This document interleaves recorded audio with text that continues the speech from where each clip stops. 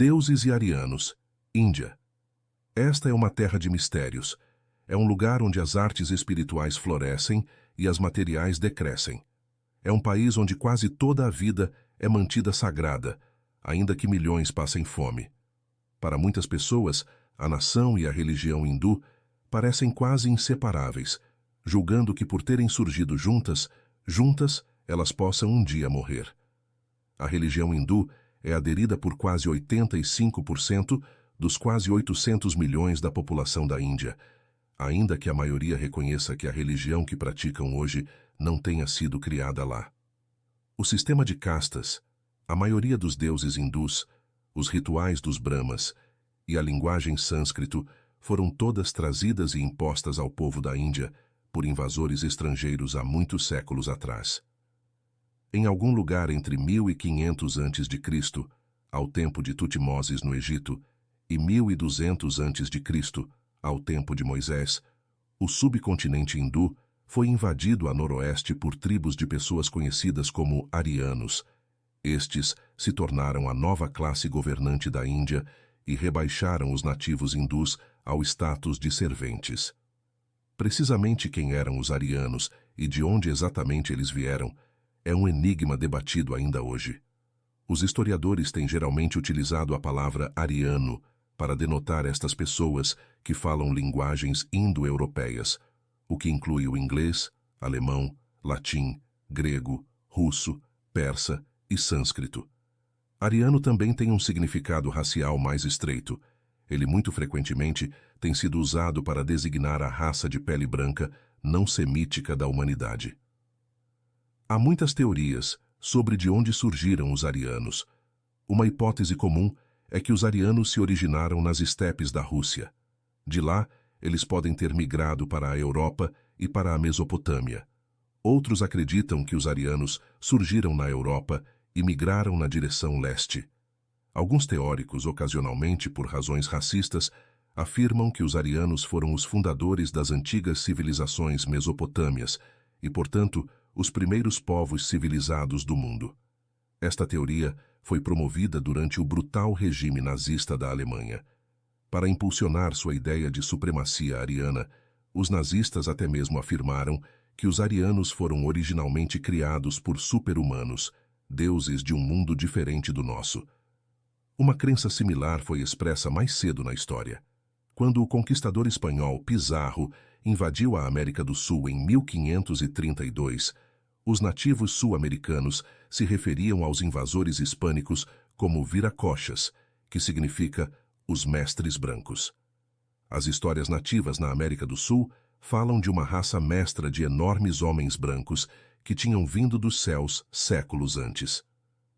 Segundo as histórias, estes mestres tinham reinado sobre as cidades sul-americanas antes de desaparecerem com uma promessa de retorno.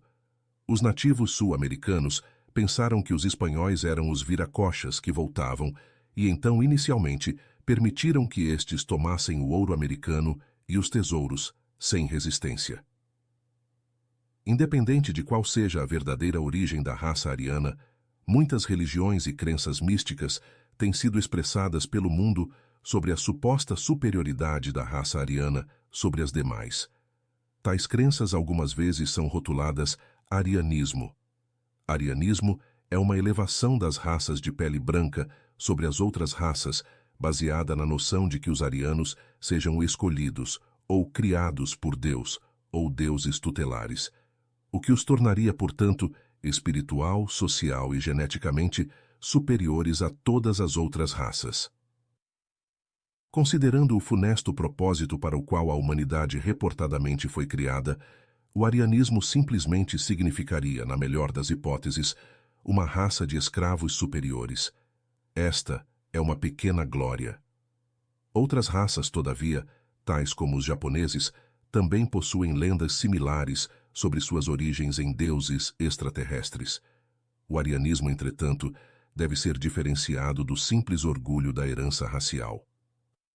É natural para um grupo de pessoas unidas em uma base comum, interesses ou estéticas. Cada um de tais grupos tende a ter uma certa quantidade de orgulho por aquilo que os une.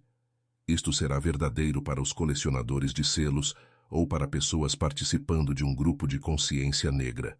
As pessoas se reunirão com base em quase qualquer coisa que elas considerem mutuamente importante ou agradável.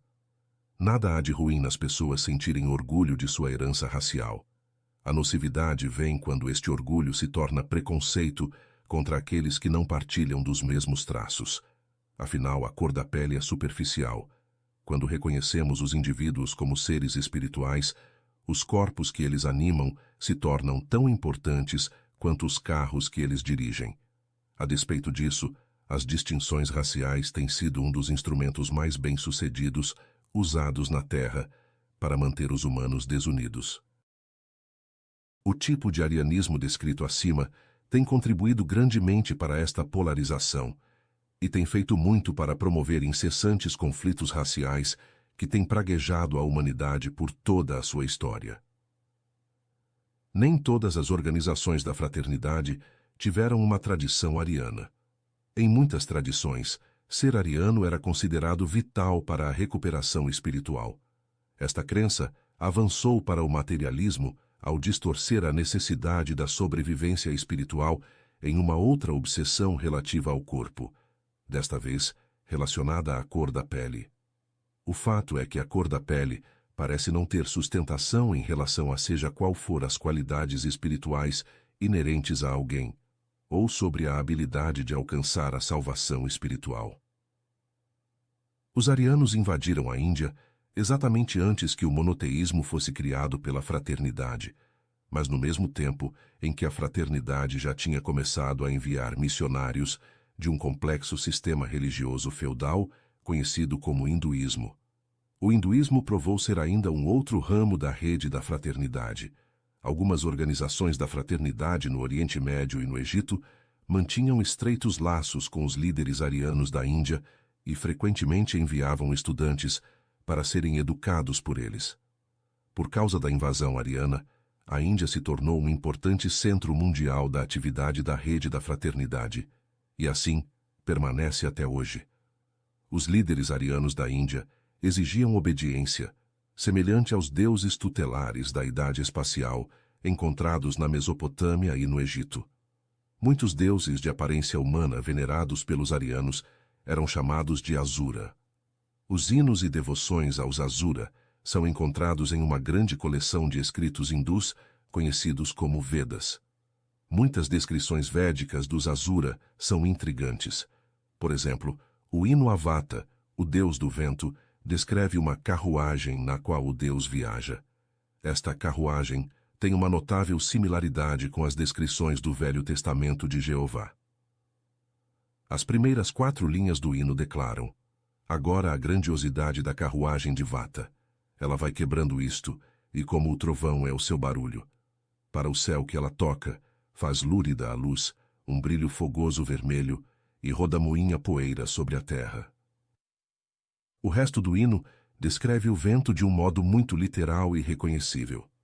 As 4 linhas citadas acima, contudo, parecem descrever um veículo que viaja rapidamente no céu, faz um barulho trovejante, emite uma luz feroz e faz com que o pó rodamuinhe no solo, isto é, um foguete ou um avião a jato.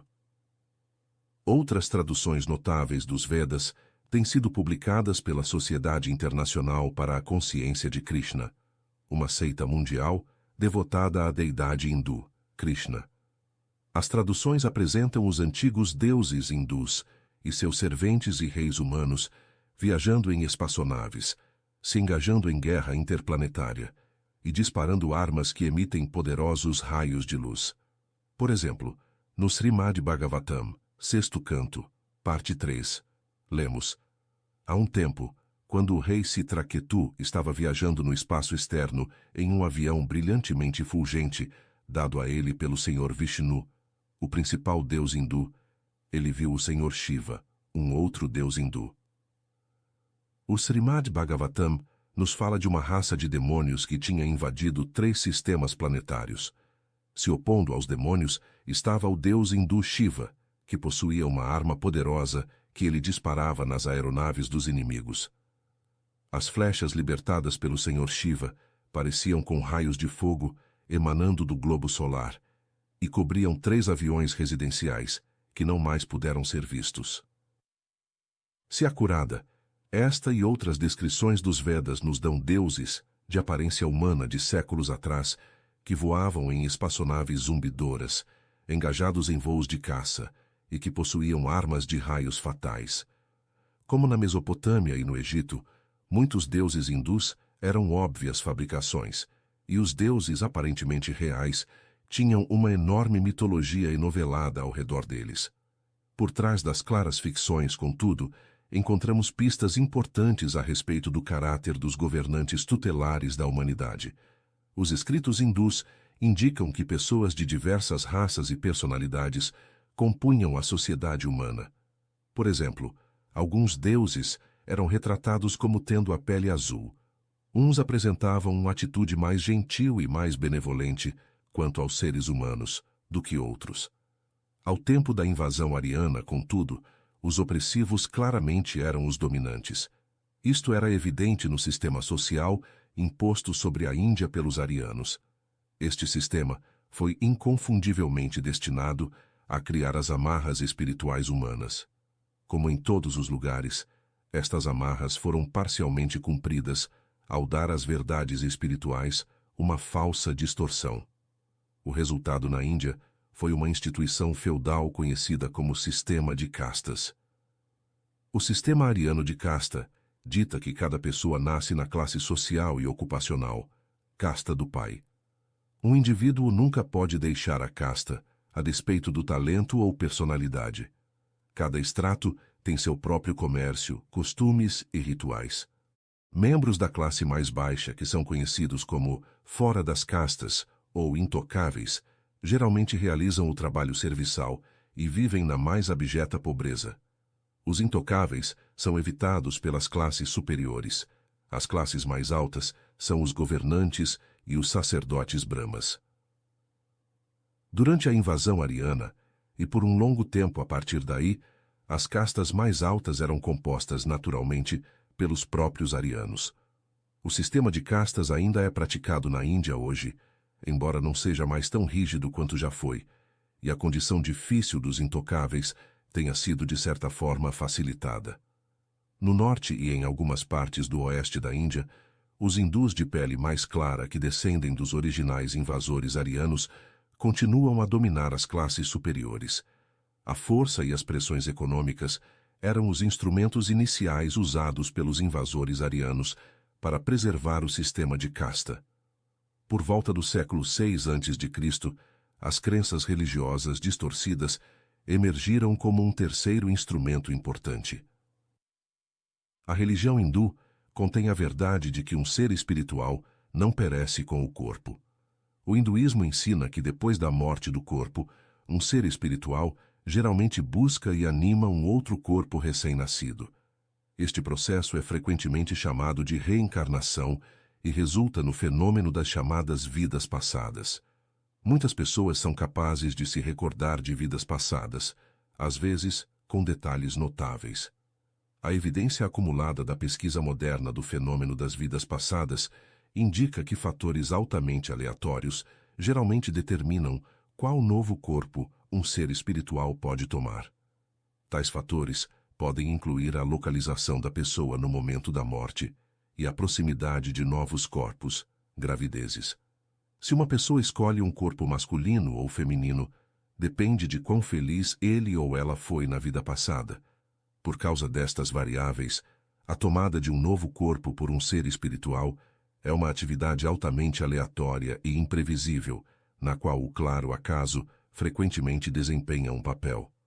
A religião ariana distorceu um entendimento deste processo simples ao ensinar a ideia errada de que o renascimento, ou reencarnação, é governado por uma lei universal inalterável que dita que cada renascimento é um passo evolutivo para a aproximação ou afastamento da perfeição espiritual e da libertação.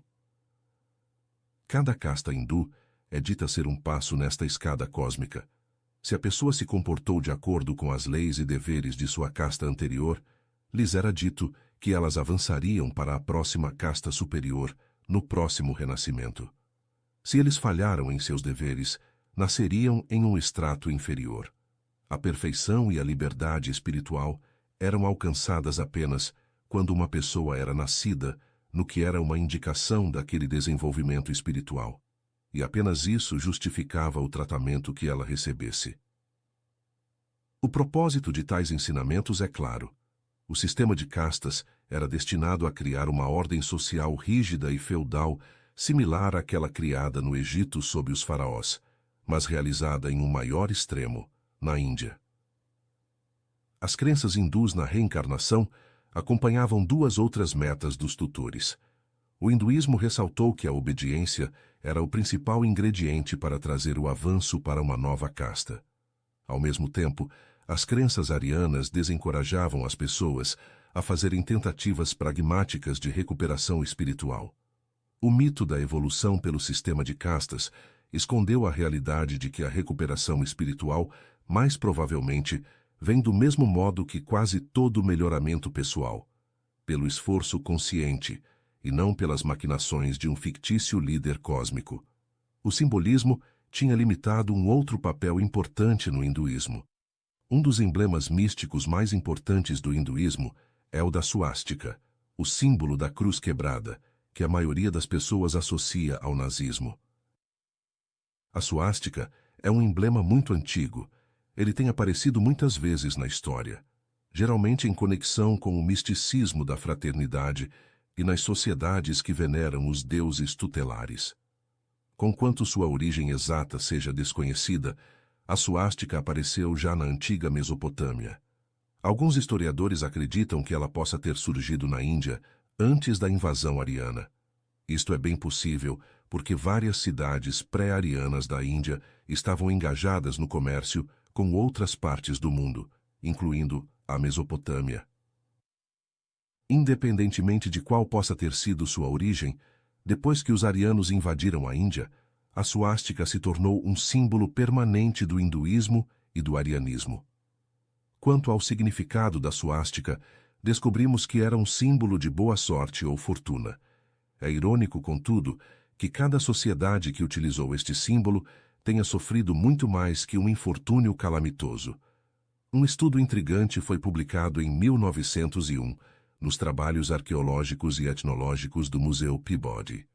Segundo a autora, Zélia Nuttall, a suástica estava provavelmente relacionada à observação das estrelas.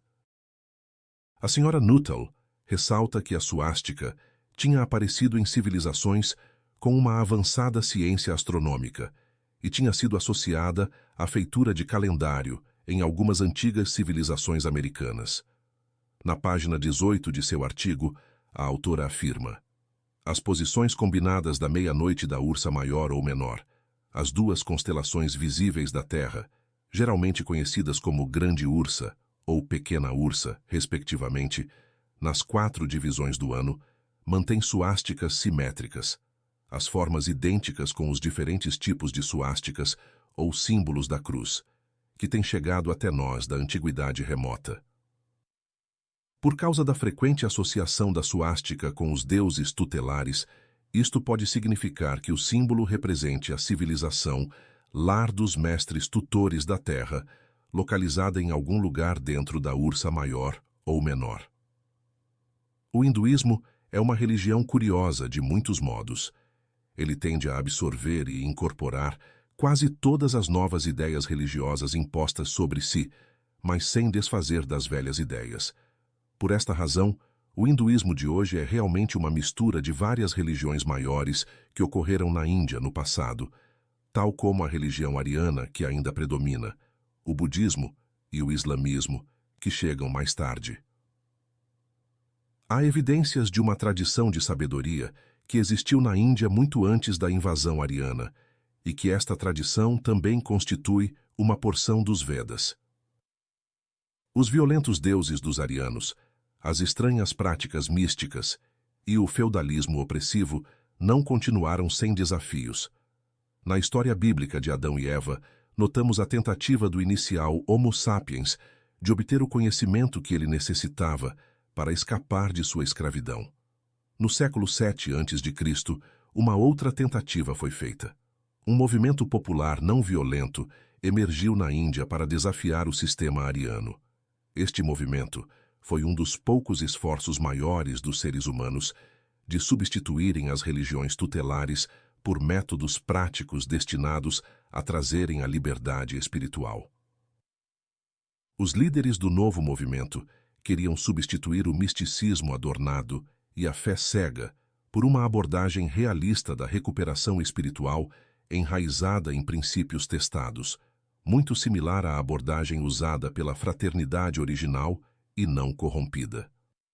Por falta de um termo melhor, eu me referirei a este tipo pragmático de religião pelo termo maverick, ou dissidente.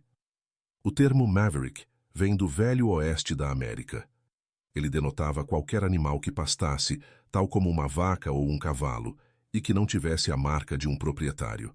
A palavra por si só vem do proprietário de gado do Texas, Samuel Maverick, que se recusou a marcar seus bezerros.